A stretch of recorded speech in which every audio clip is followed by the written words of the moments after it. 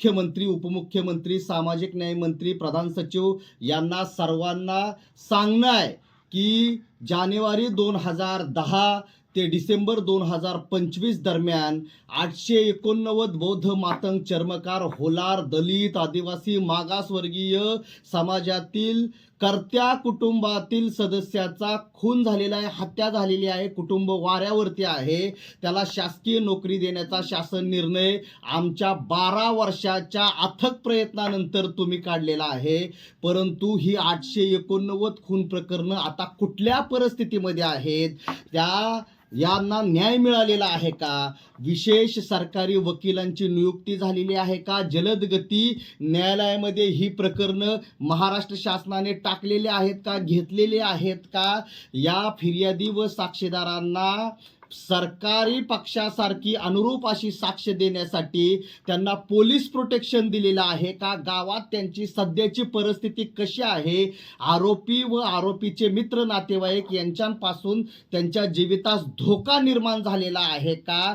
अशी सगळी परिस्थिती ही महाराष्ट्राच्या मुख्यमंत्र्यांनी, उपमुख्यमंत्र्यांनी आणि सामाजिक न्याय मंत्र्यांनी, पोलीस महासंचालकांनी, जिल्हाधिकाऱ्यांनी, पोलीस अधीक्षक, पोलीस आयुक्तांनी पाहणं गरजेचं आहे. 889 लोकांचे खून होतात, हत्या होतात, एवढी कुटुंब उघड्यावरती पडतात, तरी सुद्धा महाराष्ट्र शासनाचे मुख्यमंत्री, उपमुख्यमंत्री, सामाजिक न्याय मंत्री व तिथले जिल्हाधिकारी, पोलीस आयुक्त, पोलीस अधीक्षक हे प्रतिबंधात्मक उपाययोजना करत नाहीत.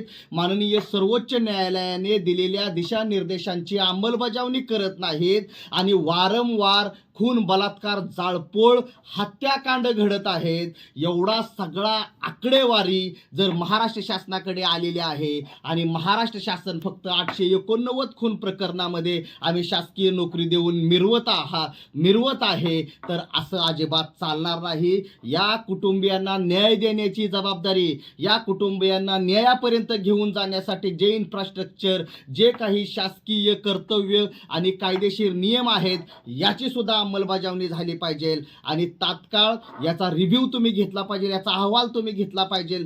ज्याप्रमाणे नोकऱ्या देण्यासाठी अहवाल आता मंत्रालय स्तरावरून घेतला जात आहे, त्याप्रमाणे या कुटुंबियांना न्याय का मिळत नाही, या आरोपींना शिक्षा का होत नाही, या आरोपींना फाशी का होत नाही, हे आरोपी निर्ढावलेले का आहेत, हे आरोपी अजून हत्याकांड का करत आहेत, अजून हे आरोपी बाहेर का फिरत आहेत, याचा सुद्धा अहवाल मुख्यमंत्री, उपमुख्यमंत्री आणि संबंधित विभागाने घेतला पाहिजे.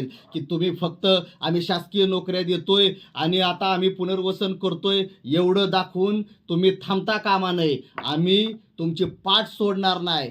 NDMJ, national Dalit movement for justice ही संघटना हा सर्व पाठपुरावा केल्याशिवाय शांत बसणार नाही. जय भीम, जय संविधान.